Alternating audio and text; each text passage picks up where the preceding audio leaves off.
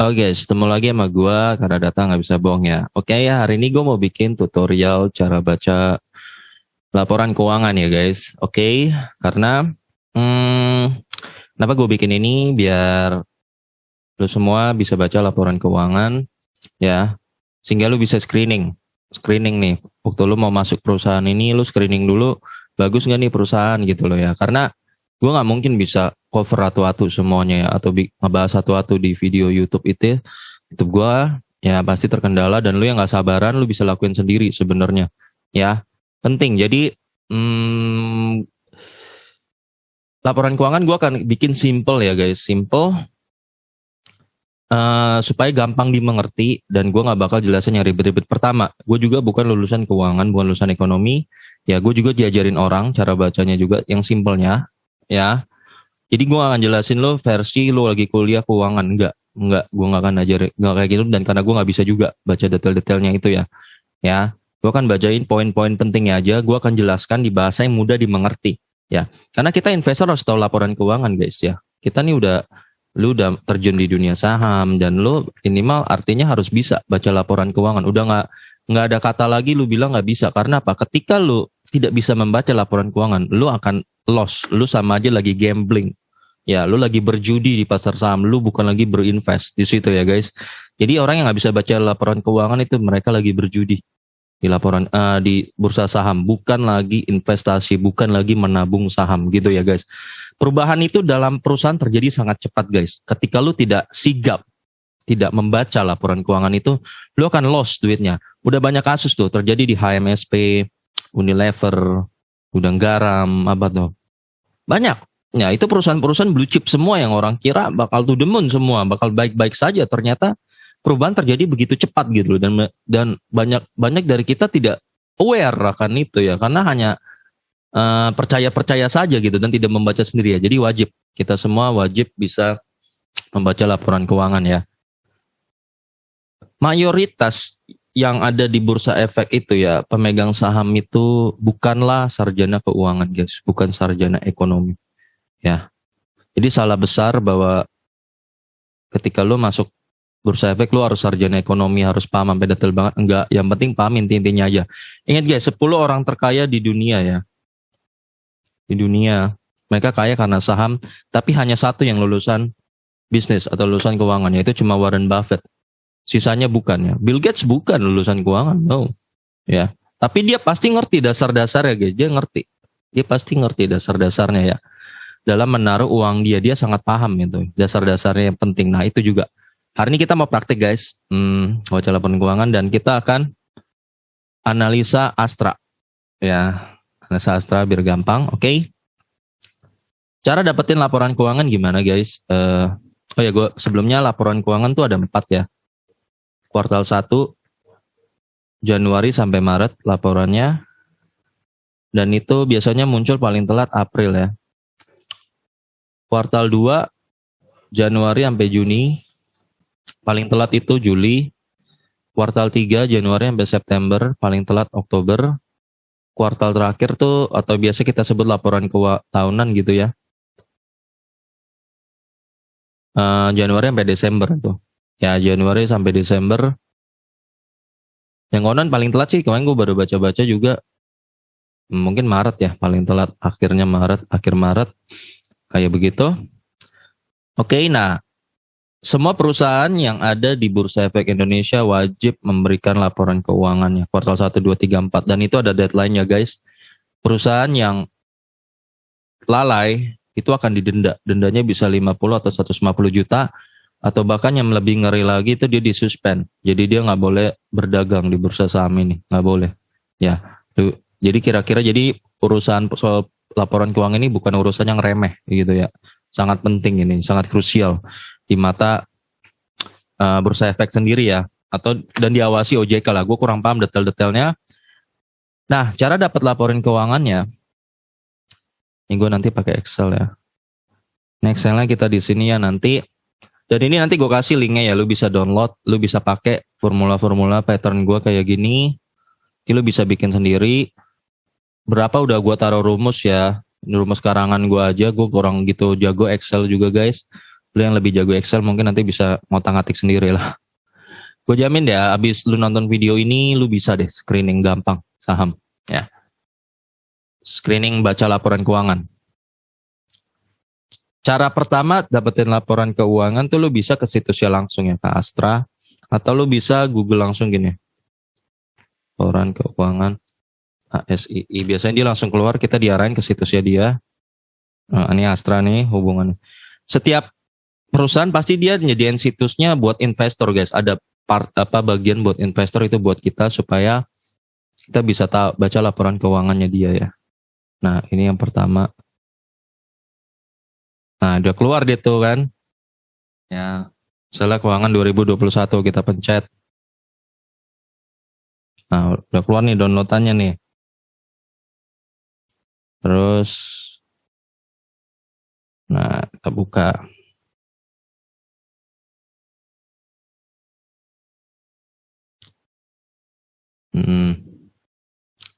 Jadi cara pertama lu bisa carinya di situsnya dia langsung ya. Biasanya kalau laporan keuangan tahunan tuh, nah ini angka-angkanya udah deh. Ya, lu bisa dapat di sini ya. Nah ini udah kelihatan ya, ekuitas segala macam ya. Nah, tapi gue lebih suka cari download itu di Bursa Efek Indonesianya langsung ya. Soalnya ini kalau lo ambil dari sini biasa dia ada di halaman paling akhir nih guys ya. Nah ini nih. Ya ini laporan keuangan. Ya. Biasa ada di halaman paling akhir ya. Tapi gue lebih suka downloadnya di Bursa Efek Indonesia. Ya, caranya gini. Kenapa? Karena dia lebih seragam gitu, semua PDF semua tiap perusahaannya. Jadi kadang-kadang gua kalau download di perusahaan satu sama perusahaan satu, model laporan keuangannya tuh PDF-nya agak beda-beda. Jadi gua agak lama nyesuaiin diri gitu loh. Jadi gua lebih gampang pakai di Bursa Efek Indonesia, loginin aja. Ini cara kedua ya. Nah, biarkan terbuka dulu. Nah, di sini guys nih ketiga ya. Laporan keuangan perusahaan tercatat, lo pencet. Nah, udah keluar deh ya. Laporan tahunan tuh sama ya sama kuartal 4 sih sebenarnya ya. Oke. Mari sini, tapi gue pakai sini aja laporan keuangan. Misalnya kita ambil dari tahun 2019 ya. ASII luar. Cari. Dia akan keluar tuh guys ya. Nah, lu selalu cari financial statements. Nah, ini financial statement artinya laporan keuangan ya. Ada format PDF dan Excel. Lu kalau mau download Excel-nya ini, kalau mau PDF-nya ini ya. Karena gua pakai Chrome, gua ambil PDF aja biar bisa langsung dibuka. Nah, lu perhatiin. Nah, ketika lu buka ini, hal pertama yang harus lu lihat adalah ini ya, di informasi umumnya. Lu lihat ya. Ini dicatat dalam apa? Nih. Pembulatan dibuat dalam miliaran. Miliar ya. Jadi dia nanti nulis angka dia singkat gitu loh. Jadi ketika angkanya itu lo harus tambahin miliar. Ini kan berarti nolnya berapa sih nolnya miliar? 6 juta. 10 ya. Lo tambahin 10 nolnya ya. Nanti ini bisa beda-beda guys. Nanti ada dalam jutaan. Ya. Dalam ribuan. Nah, atau dalam US dollar, hati-hati. Bisa dalam US dollar. Jadi lo perhatiin di sini dulu nih. Ini keuangannya dalam apa? Jadi ini keuangannya dalam rupiah. Kadang ini bisa US dollar loh. Jadi hati-hati ya. Dalam rupiah dan dibulatkan dalam miliaran. Jadi nanti lo harus tambah nolnya. 9 ya. Nolnya 9. Oke. Ya. Nah. Data pertama yang lo cari. Biasanya pertama tuh aset ya. Aset itu adalah gabungan dari ekuitas dan liabilitas guys gitu. Aset ya. Aset itu jadi gabungan dari liabilitas dan ekuitas. Kalau lu bingung, gua kasih sederhana aja. Ekuitas itu modal di luar hutang. Liabilitas itu hutang. Udah gitu aja. Lu bingung. Gitu aja. Ya. Lu jangan bingung ya. Jadi ini yang disebut aset. Kita nggak perlu ke arah aset guys ya. Nggak perlu lu paham-paham gini. Lu cepet langsung. Kan biasa habis aset lu cari ekuitas. Ya. Jadi lu nggak perlu habisin waktu di aset. Ya. Dan liabilitas juga lu nggak perlu. Nggak perlu. Langsung ke ekuitas. Nah ini udah ketemu nih ekuitas.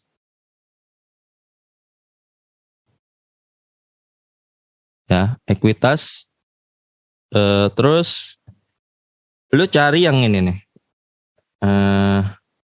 Ini kan ada jumlah ekuitas ya guys. Lu pakainya yang ini.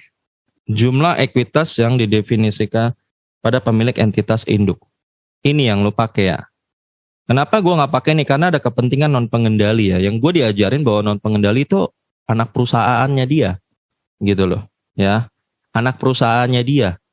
Jadi gue diajarin bahwa itu tidak terlalu mencerminkan perusahaan aslinya. Jadi karena itu kita selalu hitung pakai data yang ini ya. Jumlah ekuitas yang diatribusikan kepada pemilik entitas induk ya. Kita dapat angka 141.797 ya. Ya. Jadi yang data yang pertama yang lu butuh adalah ekuitas. 141.797 ya. Nah, ini kan 97. Tadi ingat dibulatkan dalam miliar ya. Kalau dibulatkan dalam miliar lu tambahin nolnya 9. Tuh, wah, gak, tuh, wah, gak, tuh, wah. Maka lu dapat angka 141 triliun. Ya. Kayak gitu bacanya ya. Jadi laporan keuangan kita nanti cuma butuh data ekuitas, kedua jumlah pemegang saham, ketiga laba, keempat dividen. Jadi lu cuma butuh 4 data ini doang. Ya. Itu aja guys ya. Jadi gampang ya, nggak perlu yang lain-lain. Kenapa gue nggak pakai data liabilitas hutang ya? Karena gue punya argumen bahwa kalau perusahaan yang ekuitasnya udah pasti tumbuh, dia pasti udah bisa mengatasi liabilitasnya. Jadi gue nggak perlu capek-capek lihat liabilitasnya. Jadi makanya gue aset tadi langsung gue skip. Ya, langsung ke ekuitas ini. Nah, ini biasa tahun sebelumnya nih guys, yang di sebelah sini ya. Ini kan tadi kita ambil laporan keuangan tahun 2019. Yang di sebelah kanan tahun sebelumnya. Nah, kita dapat angka 136.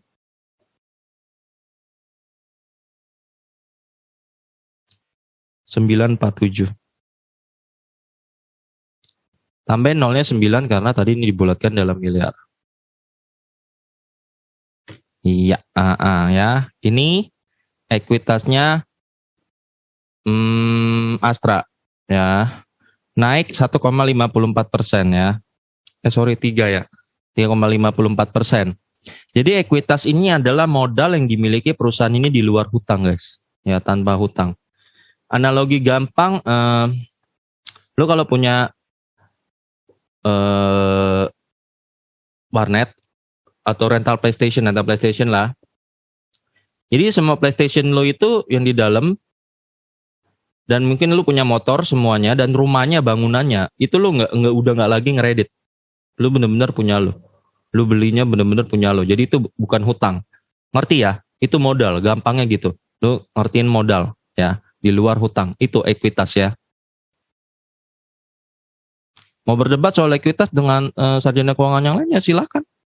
Ya silakan, kayak gitu aja. Kalau saya jelasinnya begitu aja, ya, biar kalian nggak bingung. Saya tidak tertarik berdebat di hal-hal yang nggak substansial loh. Endingnya tuh akhirnya dia sendiri juga bingung menjelaskannya, versinya dia sendiri. Dia bingung juga kalau saya contoh, come on, you explain it to me, what's equity? Puter-puter aja dia juga kan. Intinya gitu aja, gue jelasin gampang. Ekuitas itu modal di luar hutang, gitu dulu. Kita udah dapat data ini. Nah, sekarang kita perlu data jumlah pemegang saham, guys. Biasanya gue masuk Bursa Efek ya. Bursa Efek, lo masuk. Nih, cara pertama, cara cari jumlah pemegang saham. Kan di situs Bursa Efek nih, dis.co.id. Lo cari data pasar, lo cari ringkasan saham.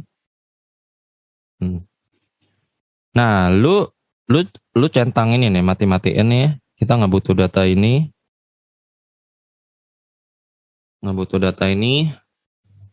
butuh juga selisih. Kita butuh yang bawah, listed share ini. Nah, ini jumlah pemegang sahamnya. nanti akan muncul di bawah. Nah, kebetulan lagi error nih situsnya BEI ya. Biasanya nanti lu tinggal buka ASII, nanti dia keluar di sini, nanti ada angkanya di sebelah sini deh. Ya, ini kebetulan lagi error. Memang sering error sih situsnya BEI, Bursa Efek Indonesia nih. Mungkin lagi maintenance atau apa, sering error. Kalau lu nggak dapat datanya dari Bursa Efek, berapa jumlah pemegang saham, lu bisa googling. Cara googlingnya jumlah saham beredar ASII. Nah,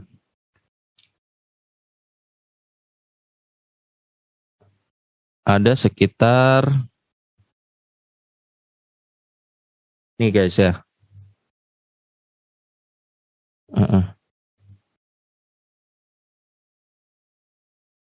Sorry, ntar ya, saya mau lihat.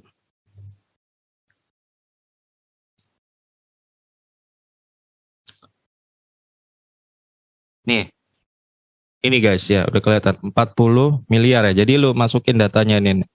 Jumlah saham yang lu bisa cari di Google ya, jumlah saham yang beredar.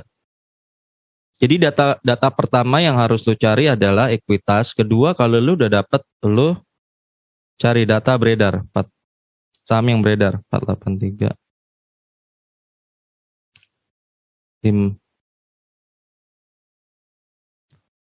Nah, lu cari, jadi ada 40 miliar, nanti tinggal lu copy aja karena data saham selalu sama ya.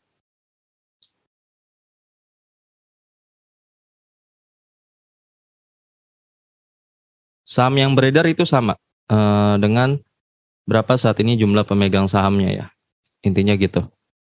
Sama lah dengan saham yang dipegang saat ini. 40 miliar ya. Jadi data pertama lu cari ekuitas, kalau udah ketemu, lu cari jumlah pemegang saham nih, segini ya 40 miliar. Nah, dari sini kita bisa dapat data book value guys ya. Book value. Book value kita dapat dengan cara membagi ekuitas, kita bagi ini jumlah pemegang saham guys ya. Ini dibagi ini, maka kita dapat book value-nya Astra itu ternyata dari 3.300 tahun 2018 ya. 3.300 nih. Ya. Ya. Dan 3.500. Ini kan belum gue masukin ya tadi ya. Oke. Ini book value-nya Astra. Book value itu apa sih? Nilai buku guys. Nilai buku tuh artinya nilai asli. Asli saham yang lu pegang. Aslinya. Misalnya lu bikin mie ayam ya. Mie ayam kan dijual di 10.000. Misalnya anggaplah 15.000 lah. Tapi nilai aslinya mie ayam itu berapa? Misalnya ternyata modalnya untuk bikin mie ayam itu. Ya misalnya lu tukangnya beli mie-nya, beli baksonya segala macam, ternyata nilai aslinya sebenarnya cuma 7.000. Dia jual 15.000. Berarti dia untung 8.000. Nah, kayak gitu guys. Jadi semoga lu paham dengan analogi gue ya. Jadi itu yang disebut nilai asli. Jadi ketika lu beli saham Astra, ini kan saham Astra harganya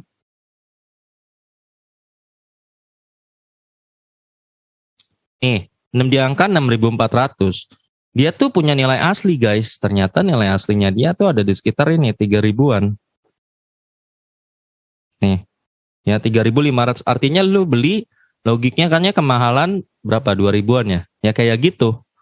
Kira-kira sebenarnya. Jadi lu paham. Jadi dengan lu memahami book value ini ya, lu nanti akan tahu gue sebenarnya lagi pegang saham kemahalan gak sih? Kayak gitu. Mahalannya jauh banget gak sih? Contoh, Unilever tuh book value-nya cuma Rp 90. 90 perak satu lembar itu. Tapi waktu itu sempat tembus sampai 10.000. Berarti lu kira-kira waktu itu lagi beli merasa mahal nggak? Ibarat lu beli mie yang nasi goreng 10.000 tapi di harga 440.000. Nah gitu guys, itu pentingnya book value. Ya, kita tahu book value jadi kita bisa analisa perusahaan ini book value-nya berapa dan kita bisa udah mulai bikin strategi gitu atau menilai apakah saham yang kita pegang ini mahal atau enggak. Itu book value ya guys. Lalu ini persen ya, persen ini gue berapa peningkatan book value tiap tahun. Misalnya ini ke sini ternyata naik 3,54% book value-nya. Ya.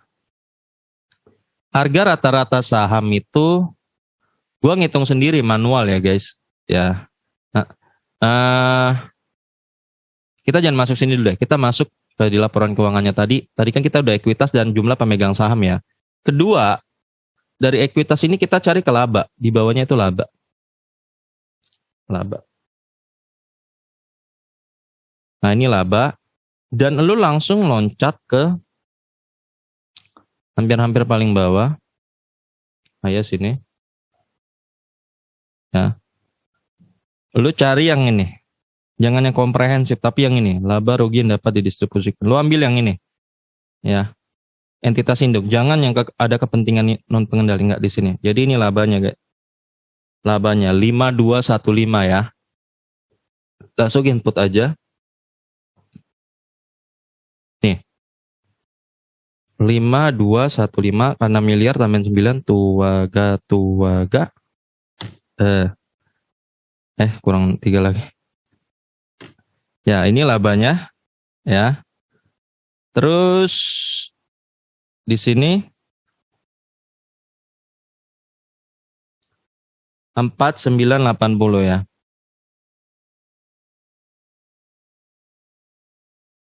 Mm 4980 4980. Iya benar ya. Tambahin miliar. Tuaga. Nah, ini. Ya. Ini laba segini. Nah, kalau udah, kan ini udah nih. Baru kita buka laporan keuangan di 2021. Ya, karena 2021 pasti sebelumnya 2020. Jadi kita mempersingkat waktu, guys. 2021 kita ambil. Oh, sorry, ini triwulan 1. Sorry guys. Sorry. Kita ulang lagi. 2019 laporan tahunan. Oh, come on, what you doing, man? Ya. Sorry, kita umput ulang.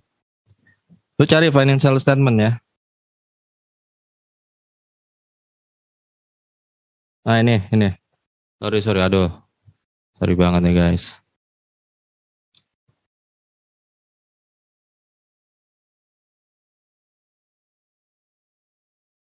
Ya, lu cepet cari ekuitas. Ingat pertama langsung ekuitas.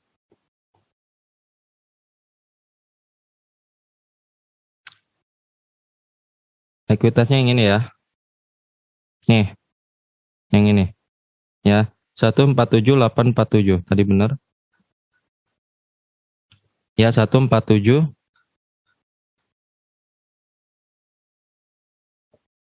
847 ya. Terus tahun sebelumnya 136947, sorry.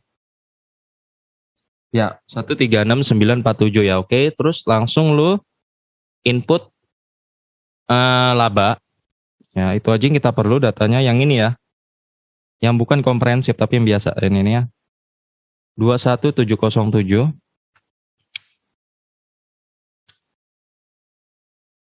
Ini 21707 kali 09 tuaga.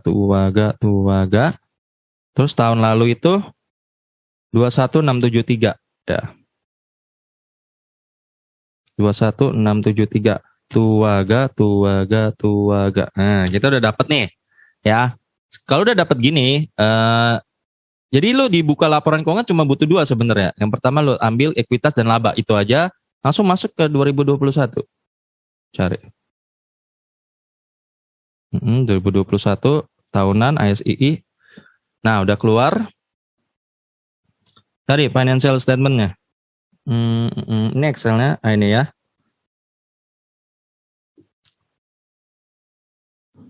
Oke.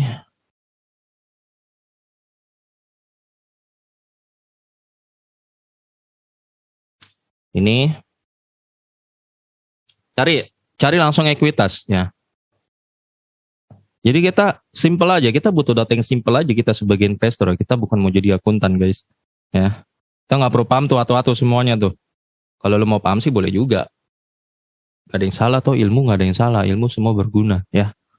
Nggak ada yang nggak berguna, meskipun kelihatannya di mata orang lain nggak berguna. Oke, nah kita dapat 172053 ya. Ini yang selalu ini ya. 172053. Kita input 2021 172053009 Tuaga. Sekali lagi Tuaga. Oke. Lalu di sini ini kan tahun sebelumnya nih. Jadi kita mempersingkat waktu. Jadi nggak perlu buka waktu. Cukup buka 2 dapat tadi Pak ya. 155662. Tuaga. Tut. Ya. Nah, setelah itu gimana guys? Kita langsung cari laba. Ya, laba. Laba.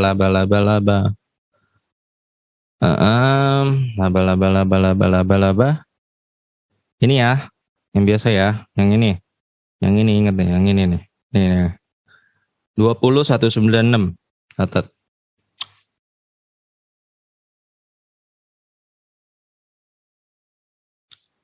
196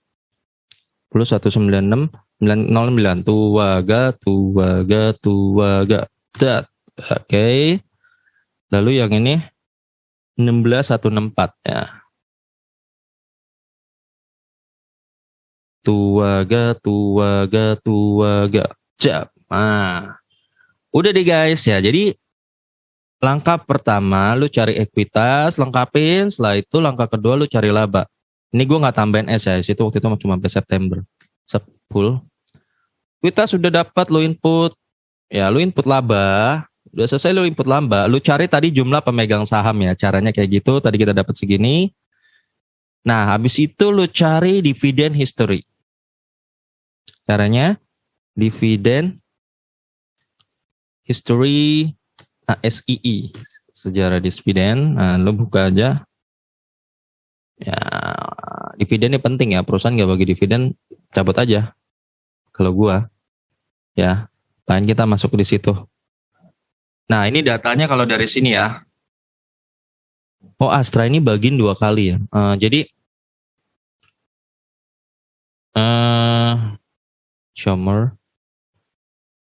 Biasanya yang gua pahami ya guys, kalau dia baginya 2021 itu berarti dividen 2020 ya. Berarti kita ngitungnya jadi kan tadi kan data kita dari 2018 ya. Berarti kita harus itu dibaginya berarti dividen 2018 ada di 2019. Nah, karena Astra ini bagiin dividen 2 kali, kita hitung dua-duanya ya. Ini. Jadi 154 tambah 157 berarti 201 ya. Oke. Masukin.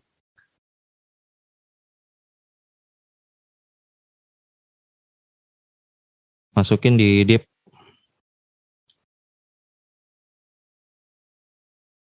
DPS ya. Ini dividen 2018 nih, 201. Ya. Oke. 2019 berarti dia baginya 2020. Ya. 157 tambah 127 berarti 184. Ya. Udah. Dividen 2020 dibagiin 2021 ya. Berarti ini 132. Ya, oke. Nah, 2021 belum ada kabar. Berarti kita nolin. Nah, jadi kita udah lengkap nih. Jadi cuma 4 data yang lo perlu cari guys di laporan keuangan. Pertama, kalau di laporan keuangannya lo cari ekuitas dan laba. Lalu dari internet lo bisa cari jumlah pemegang saham dan dividennya. Itu. Nah, kita udah lengkap nih sekarang semua punya data, baru kita masuk di ranah analisa ya. Dari ekuitas. Ya. 2018 136 triliun 141 naik 3,58% ya. Sedang biasa. Dari sini atas patok 155 naik 9%. Lumayan.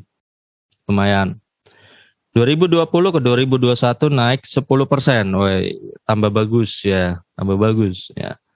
Ekuitas, jadi ekuitas yang naik guys ya. Kita secara bodoh bisa mengasumsikan bahwa harga saham dia kira-kira naik tahun depan 10%-an. Kira-kira. Itu teori bodohnya dulu. Meskipun belum tentu ekuitas naik, saham naik. Ada faktor PBV soalnya nanti ya. Tapi ekuitas yang turun sudah pasti dia nggak naik, pasti turun. Nah, gitu guys ya. lu gampang gitu. Jadi ketika lu lihat di sini perusahaan lu udah minus ekuitasnya, di situ lu udah harusnya warning keras buat lu untuk segera pindahin duit lu gitu. Nah, jumlah pemegang saham kan segini guys, 40 miliar. Dari pemegang saham ini kita bisa dapat book value yang tadi gue bilang ya. Ini dibagi ekuitas dibagi jumlah pemegang saham, maka kita dapat book value.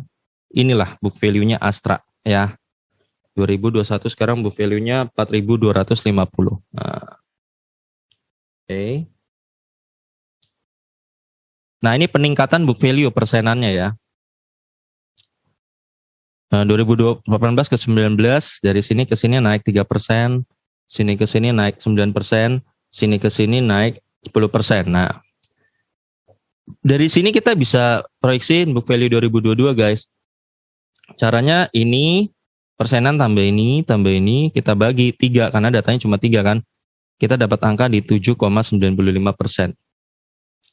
Jadi kita bisa nih proyeksikan bahwa book value-nya Astra 2022 adalah ini 4.250 dikali ini ya, hasilnya ditambahin ini lagi, nanti kita akan ketemu kita praktek ya, 4.250 dikali 7,95%.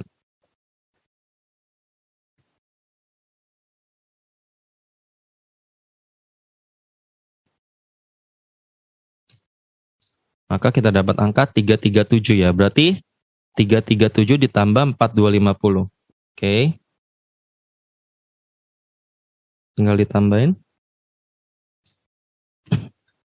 Maka kita dapat angka 4587. Berarti book value proyeksi kasar kita adalah 4587. Nah, inilah kita dapat book value Astra di 2022. Book value ini nanti penting, akan menentukan berapa harga yang beredar di pasaran di tahun 2022. Ya. Lalu harga rata-rata saham. Nah, ini harga rata-rata saham ini yang terjadi di real life ya, di sananya. Gitu loh guys ya. Jadi di real life-nya itu berapa?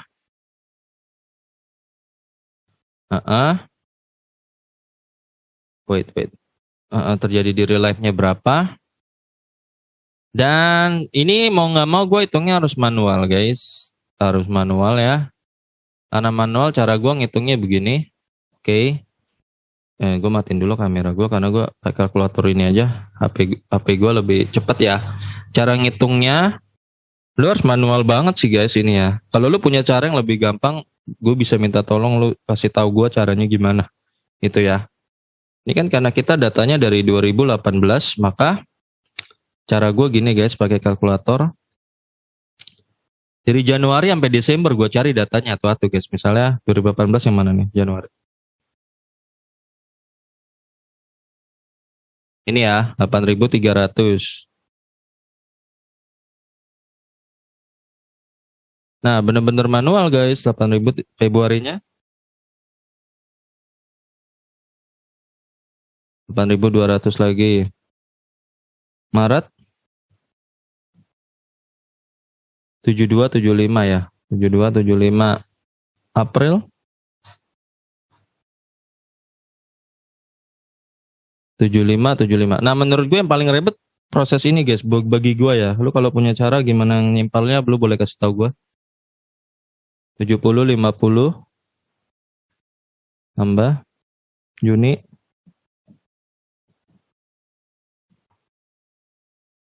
6.900 tambah Juli 6.300,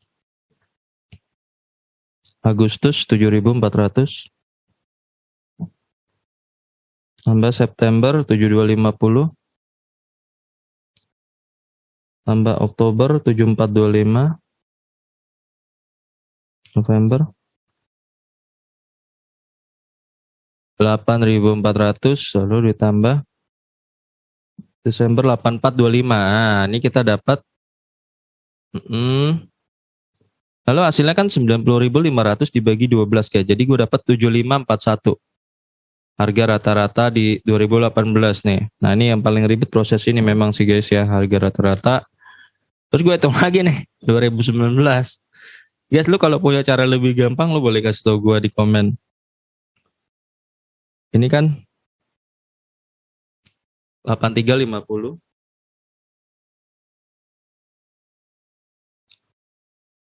Februari 8150.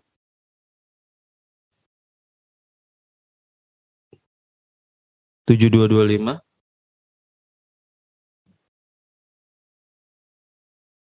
7650. 7175. Juni 7425. Juli 150. Agustus 8,5. Sorry 6,5. Hampir salah. Lalu 6575. 6475. 6825. 6775. Oke, kita dapat angka 8675 dibagi 12, 7189. Nah guys, rata-rata. Ya, ini yang paling ribet guys. Gue sendiri ribet nih ngitung harga rata-rata ya. Jadi paling take time banget nih gue kalau di sini. Terus kita hitung yang 2020 ya. Emang harus sabar guys. Namanya ini kan kita berkaitan dengan duit lu ya. Jadi mau nggak mau kita harus rela dikit waktu kita kayak begini. 6950 ditambah 6200 ditambah 4870. Lalu 4090. Ini wajar nih, corona lagi jeblok nih. Baru-baru corona kita nih jeblok. 3740. 5000.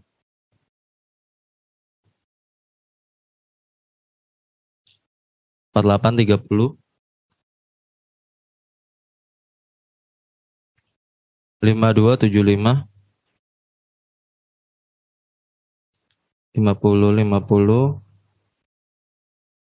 4740. 5900. Terakhir Desember 5675. Total 6230 kita bagi 12, maka rata-rata 5193. Sini guys. 5193. Ya. Terakhir 2021 kita dapat ini 6575 tambah 5850 ditambah 5775 ditambah 5275 ditambah 5225 tambah 5275 4910 5025 5350 lalu ditambah 5900 ditambah 5825 sorry 59 itu ya, lalu ditambah 5750 dengan 5830 3110 dibagi 12 berarti 4859 ya guys di sini. 48. Nah, data kita udah mulai lengkap nih guys ya. Udah mulai lengkap data kita. Terus udah mulai lengkap data kita di sini. Lalu nah, kita bisa lihat peningkatan harga sahamnya minus 4%, minus 27%, minus mulu ya gua. Nah, di sini kita lihat apa yang terjadi ya. Nah, dari sini kalau kita udah dapat harga rata-rata saham ya guys, kita udah bisa dapetin PBV.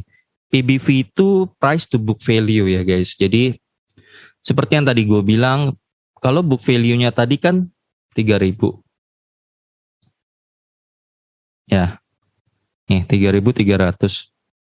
Di pasaran ternyata saat itu dijual sekitar 7.541 guys. Berarti rumusnya gampang aja.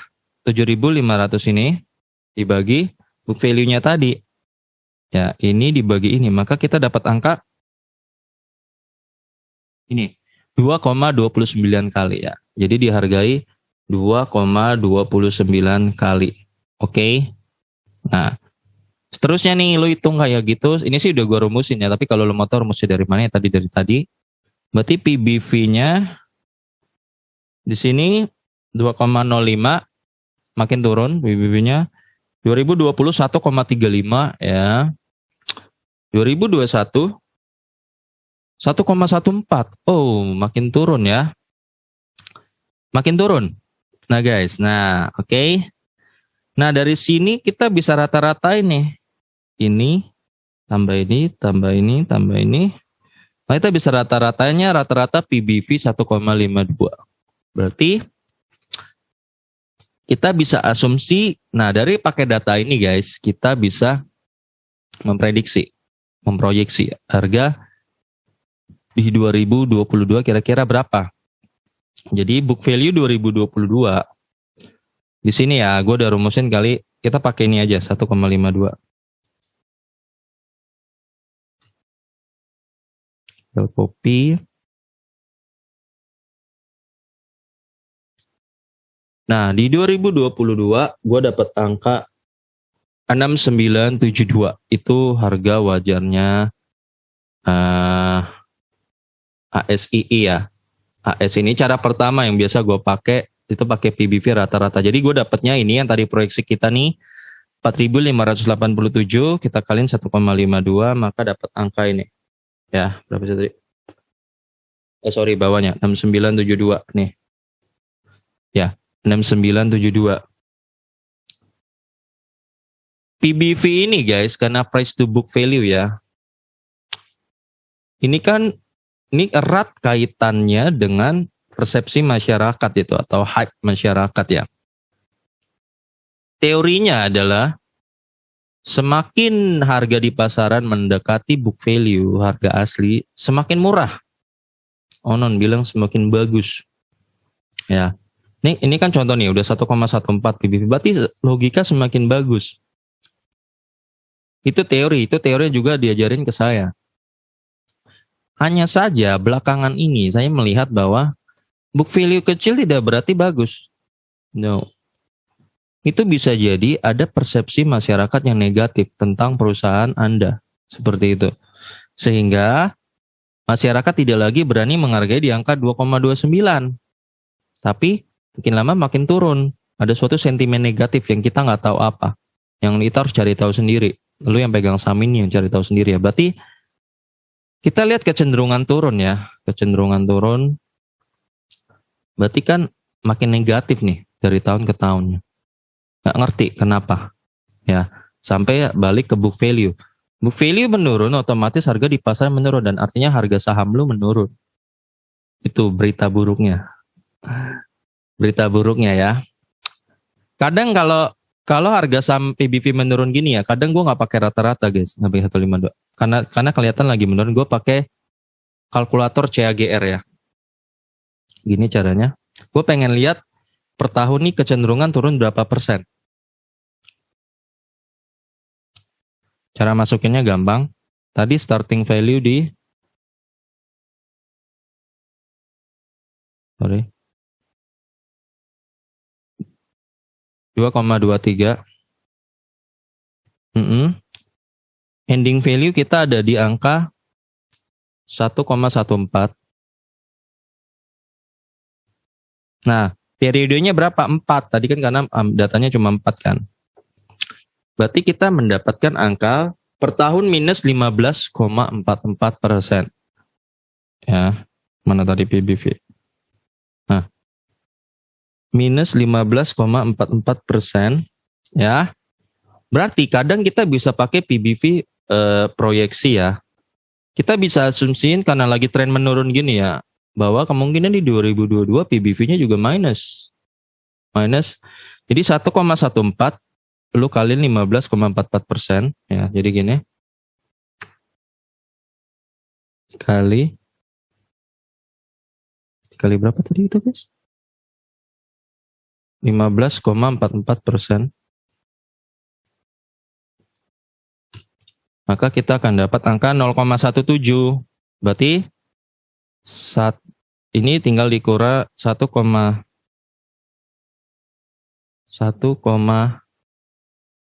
sorry. Tadi berapa nih? 0,17 ya. 1,14 dikurang 0,17, maka kita dapat 0,97 ya. Jadi bisa dipakai cara begini guys kalau mau cari harga, tapi asal dia flat ya, memang lagi turun gini, atau kalau lagi naik boleh lu pakai naik. Ciagiar kalkulator, berarti harga kalau ini kita gantiin Ciagiar kalkulator 0,97 guys, tinggal lu kali aja nih. Maka nanti lu akan dapat angka book value kan. Nah, bisa jadi segini harganya. 4.449. Jadi antara dua lu bisa pakai. Jadi bisa pakai yang ini 6.907 yang rata-rata, atau lo pakai yang ini ya 445. Sekarang Astra dihargain 6.400 guys ya. Berarti dia nggak dihargain, nggak 0,9 nih. Berarti dia lebih dekat yang tadi rata-rata. Nih ya.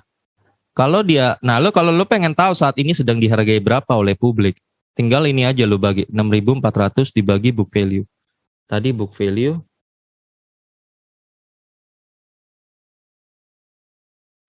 4587 ya. Lu bagi aja.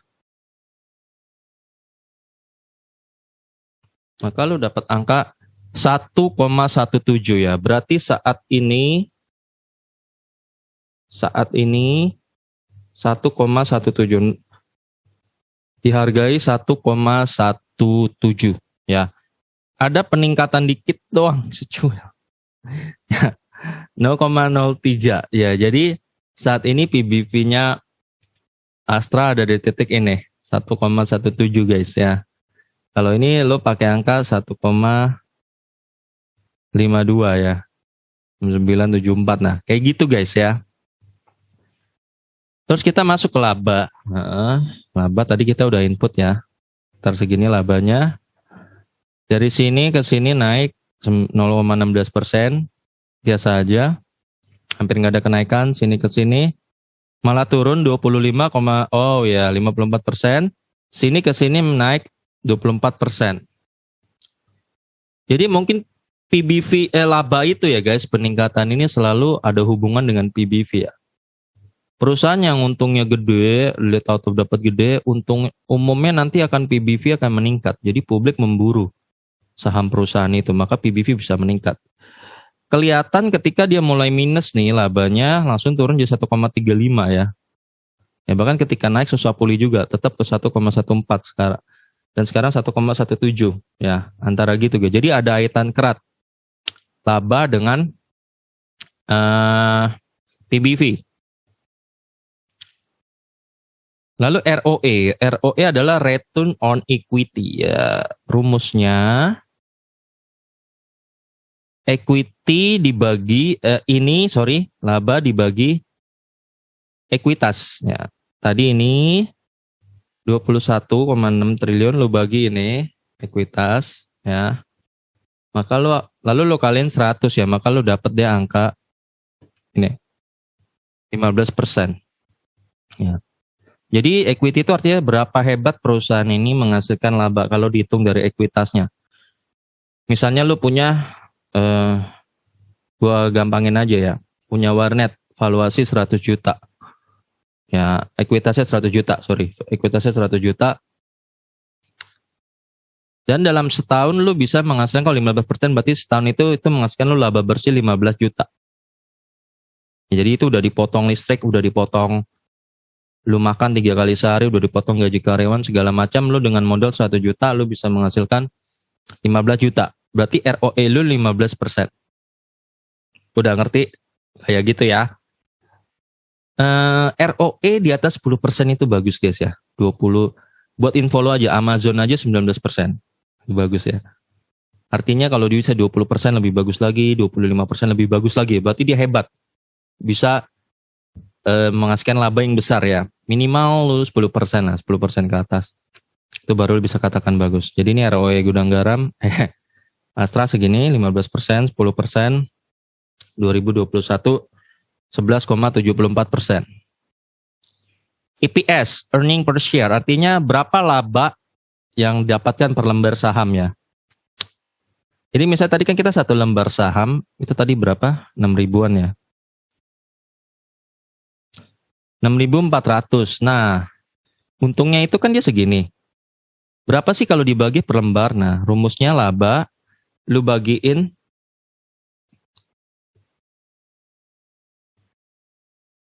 IPS sana. Ya laba lu bagiin ke jumlah pemegang saham ya. Jumlah pemegang saham, maka lu akan dapat angka iya benar. Beginilah. 535 ya. Jumlah pemegang saham dibagi ke laba. Ya. Benar-benar laba dibagi ke jumlah pemegang saham, maka lu dapat segini ya, 535. Jadi ketika lu beli ini 6.400 ya, satu lembar itu bisa menghasilkan untungan 535 guys. Ngerti? Ya. Terus 536, 399 dan 498. Nah, ini peningkatan IPS per tahunnya segini minus 0,25 gitu. Tapi guys, IPS ini kita nggak terima semua. Ketika untungan 500 ini nanti akan dirapatkan para pemegang saham, nanti akan diputuskan, ini akan dibagi lagi guys, jadi dibagi 2. Ya, antara perusahaan dan kita. Ya, tujuannya apa dibagi 2? Satu, untuk meningkatkan ekuitas dia. Jadi ini akan dibagi, contoh ketika itu, nah DPS inilah dividen yang buat kita. Jadi dari 500 kita dapatnya waktu itu diputuskan 201. Ya. Diputuskan 201, 194, terus 32 ya. Jadi ini berapa persennya dari ini? Nah, itu yang disebut DPR. Ya. Jadi kita dapat 37% dari Astranya. Dibagi keuntungan tadi 100%, kita dapat 37%, Astranya dapat 63% ya. Jadi kita dapat segini. Nah, dari sini berapa dividen yield-nya? Dividen yield-nya ternyata ini rumusnya dividen yield adalah ini lu bagiin tadi ke harga ini ya kali 100, maka lu dapat segini 2,67% per tahun. Ini yang lu dapat ya, bukan yang ini. Ini yang lu dapat 2,67%. Ini yang lu dapat. Ya. Terus PER itu price earning ratio ya.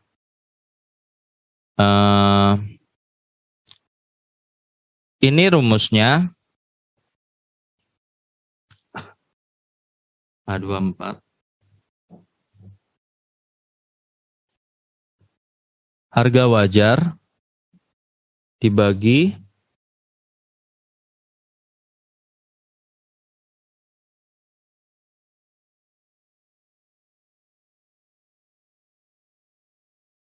ntar guys, gue masih nyari harga wajar ya atau harga rata-rata saham itu dibagi EPS ya. Ya, harga rata-rata saham dibagi EPS ya. Jadi lu akan dapat angka ya, benar ya. Ya, ini harga rata-rata saham dibagi EPS, maka lu akan dapat segini. 14 kali, 13 kali. Jadi perusahaan itu ketika dia punya ekuitas segitu, berapa tahun sih dia bisa balik modal kayak gitu ya. Kalau 14 artinya 14 tahun. 13 tahun ya. Kayak gitu guys ya, jadi 13 tahun. Nah, standar yang bagus itu konon menurut teori 10. Ya, makin mendekati angka 10 makin bagus, makin di bawah 10 makin bagus ya. Makin di atas 10 berarti makin mahal, apalagi pernya sampai 25, 40 gitu, itu berarti mahal. Dan ini persenan pernya ya. Ya. Ya, tinggal lo kaliin aja tadi labanya dibagi harga sahamnya, lo kaliin 100 ya, lo dapat ini. Nah, kayak gitu guys. Sebenarnya pair nggak begitu penting sih buat kita ya. Yang kita penting ini dividen yield. Kita mau lihat ini yang penting buat kita karena ini yang kita terima. Pair bagus buat apa kalau kita nggak dikasih dividen? Ya makanya hindari perusahaan yang tidak bagi dividen. Kayak gitu guys. Oke. Gitu aja guys untuk cara baca laporan keuangan ya. Dari sini lo udah bisa nilai nanti perusahaan ini bagus apa enggak Astra ini ya guys. Oke. Semoga ini bermanfaat buat lo guys dan lo udah mulai bisa screening, udah mulai bisa membaca laporan keuangan. Dan nanti link ini gue kasih deh di komentar. Ya lo tinggal download aja, tinggal lo pakai, bisa lo untuk analisa perusahaan baru. Oke guys, sampai ketemu lagi. Semoga ini bermanfaat buat lo karena data nggak bisa bohong.